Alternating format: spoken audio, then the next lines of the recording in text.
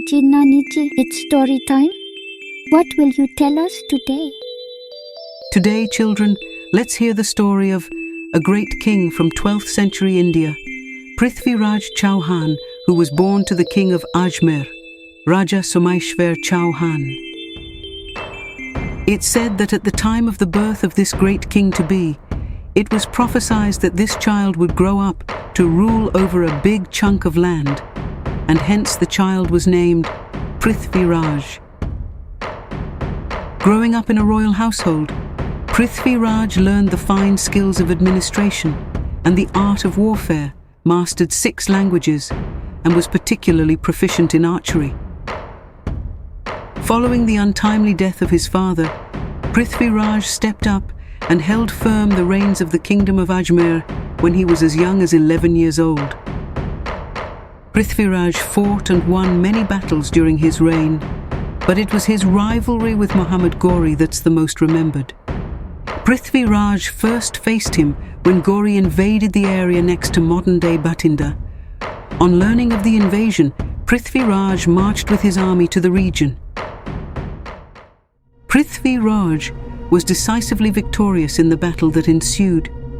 Muhammad Gory was injured, and his army, having suffered heavy losses, was forced to retreat. As was the tradition of the proud Rajputs, PrithviRaj and his army did not pursue the retreating Ghurid army, and Gory and his retreating army were allowed to escape back to their base. A few years passed by, and Gory returned several times. It's said that PrithviRaj defeated Gory a total of 17 times, and each time mercifully let his rival return. Gory came back for the 18th time with a larger army and with a feeling of vengeance. It's said that PrithviRaj sent out an envoy to Gory's camp, promising him no harm if he decided to return to his own country. Gory used this opportunity to trick PrithviRaj with false assurances of a truce. Building upon his deception, 4 divisions of the Ghurid army attacked that camp of the Rajputana army at dawn when PrithviRaj was in deep sleep. Subsequently, the Ghurid army with all its treacherous tricks prevailed, and PrithviRaj Chauhan was captured along with his childhood friend Chand Bardai. It's said that PrithviRaj and Chand Bardai were taken to Ghazna as prisoners, wherein Gory subjected them to gruesome tortures. He even ordered PrithviRaj's eyes to be burnt out with hot metal rods. Shabd Bediban was considered a mystical weaponry knowledge that allowed the archer to shoot at the target merely by listening and focusing on sounds. Ultimately, PrithviRaj was sentenced to death by Gory, but Chand Bardai remarked that it would be moot without one last presentation of the mystical Shabd Bediban Vidya that PrithviRaj was known for possessing. Gory could not believe Chand Bardai's claims and allowed a presentation to mock his blinded rival, shooting an arrow.